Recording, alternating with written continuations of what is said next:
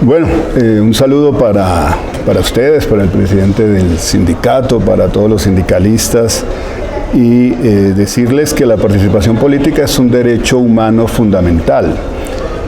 Yo soy defensor de los derechos humanos y lo que he venido haciendo en el Consejo Nacional Electoral es justamente defendiendo ese derecho político fundamental en cada escenario del debate jurídico, que hay que darlo dentro de la organización electoral, no solamente con el Consejo Nacional Electoral, también con la Registraduría Nacional del Estado Civil, con la Procuraduría General de la Nación, con el propio gobierno nacional para señalar los límites que tenemos para garantizar los derechos políticos o los derechos y deberes que tiene la ciudadanía frente a sus derechos políticos. Así que la Constitución colombiana ampara ampliamente la participación política. Somos un régimen democrático participativo por excelencia. Así que en relación con las restricciones a los empleados públicos o trabajadores del Estado para que puedan participar en política, pues la Constitución ha establecido unos límites muy precisos a través del artículo 127. ¿Qué dice el artículo 127?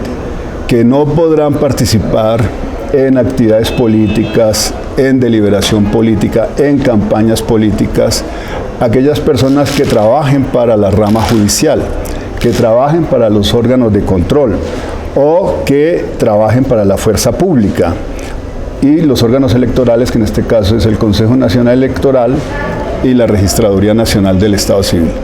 Para nosotros, para la organización electoral y para esos funcionarios del Estado, empleados del Estado, se prohíbe esa participación, ¿no?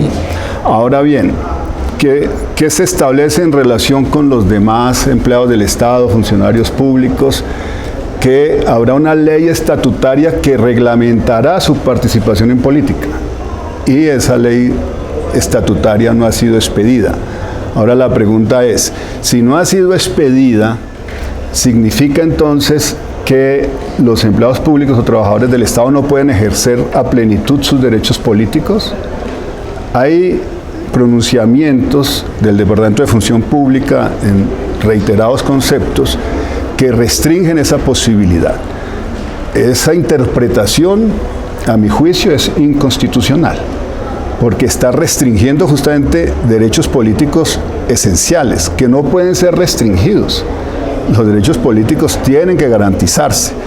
Y la interpretación de la función pública, incluso voy a citarles un último concepto solicitado por la Procuraduría General de la Nación, es el 153.941 de 2021. Y a pesar de que cita la sentencia de unificación de un caso que ustedes deben conocer, que es justamente la sentencia 02491 de 2017, siendo ponente Rocío Araujo, a pesar de que la citan, terminan concluyendo lo contrario a lo que dice la sentencia, que mientras no esté reglamentada, entonces los empleados públicos, trabajadores del Estado, no podrán participar en política. No, eso no es y no puede ser. La participación en política es un derecho, la democracia nos pertenece a todos y a todas y hay que defender nuestra participación política. Otra cosa, lo que sí está restringido es utilizar el cargo público para hacer un constreñimiento ilegal, que es una grave falta disciplinaria y que es un delito. Si utilizas tu cargo para presionar a tus subalternos a que tienen que votar por X o por Y persona, eso sí es abiertamente ilegal.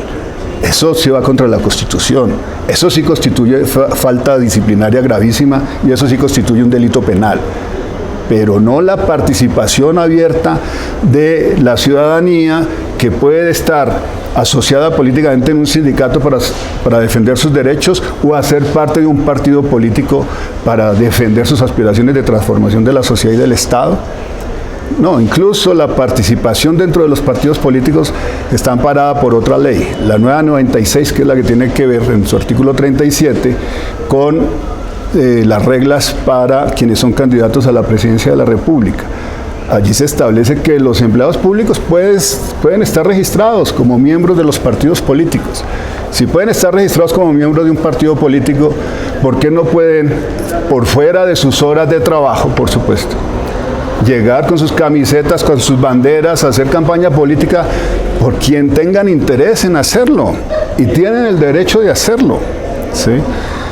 Pero aquí pues el ejemplo mal dado lo ha dado el presidente de la República y yo lo he denunciado porque ni siquiera hay que presumir su inocencia, porque sistemáticamente ha venido interviniendo en el debate político electoral en contra del señor Gustavo Petro Urrego, y lo acaba de hacer en la cumbre en Estados Unidos, en un foro donde el día de ayer se volvió a manifestar en contra de la candidatura presidencial de Gustavo Petro y de sus propuestas. Eso no lo puede hacer el presidente de la República. Él sí representa la unidad de la nación. Él es el jefe de Estado. Es la suprema autoridad administrativa. Según el artículo 188 de la Constitución, además está obligado a respetar los derechos humanos de toda la población colombiana, incluyendo los derechos políticos de millones de personas, que en este caso, simpatizantes de la candidatura de Gustavo Petro Urrego, pues se ven afectadas por un constreñimiento que además es ilegal de parte del presidente de la República, anunciando que si él gana, pues el país va a entrar en una debacle absoluta, va a fracasar el país, va a quebrar la economía, se va a destruir pues la nación.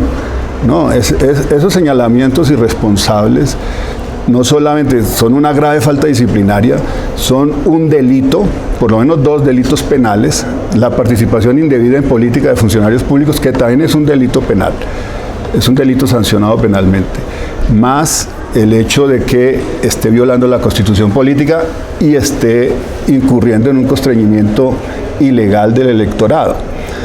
Eso no lo puede hacer el presidente de la República. Yo he llamado a la Procuradora General de la Nación a que se pronuncie sobre el particular.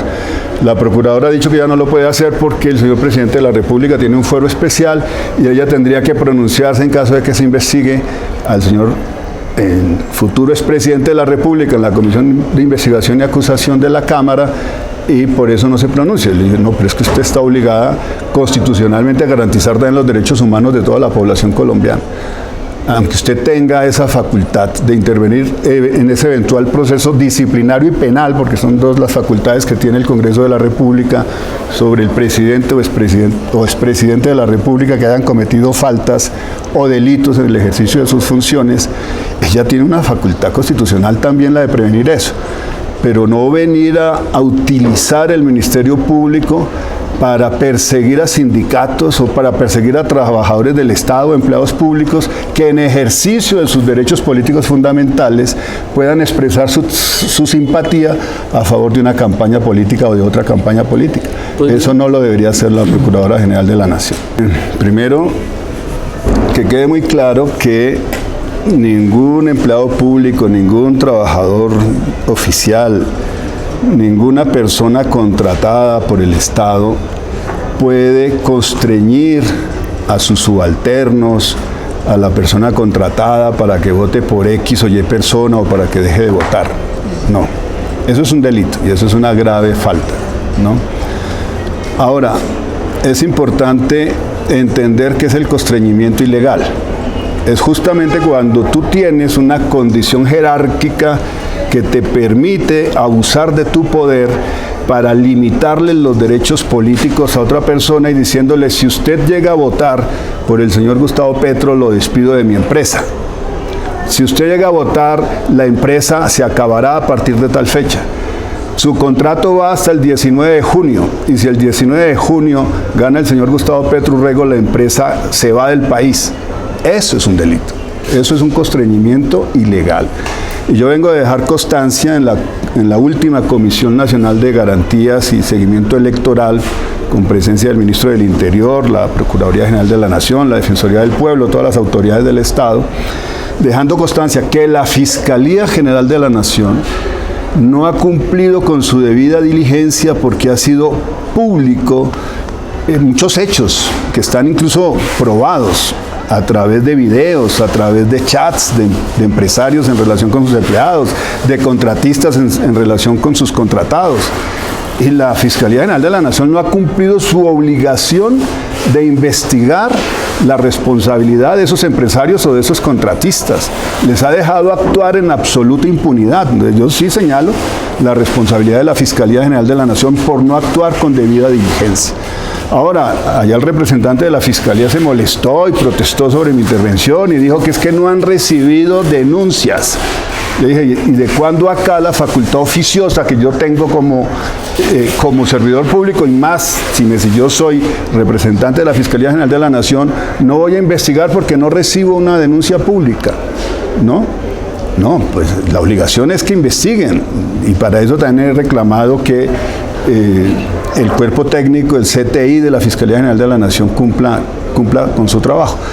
Pero bueno, esos son los desequilibrios que hay en esta campaña electoral, y yo los he venido dejando en evidencia. Finalmente, un mensaje, mire, no se dejen intimidar. Este es un momento histórico para Colombia. Voten y voten en conciencia, voten sin miedo, voten con amor por el país. Analicen los programas, analicen los dos candidatos, analicen su historial de vida y decidan en conciencia. No vendan su voto. El que vende su voto está vendiendo el destino de sus hijos, está vendiendo el destino de la nación. La democracia nos pertenece a todas y a todos. Y un abrazo muy especial para todos los sindicalistas del país. Y adelante, vamos a transformar participando.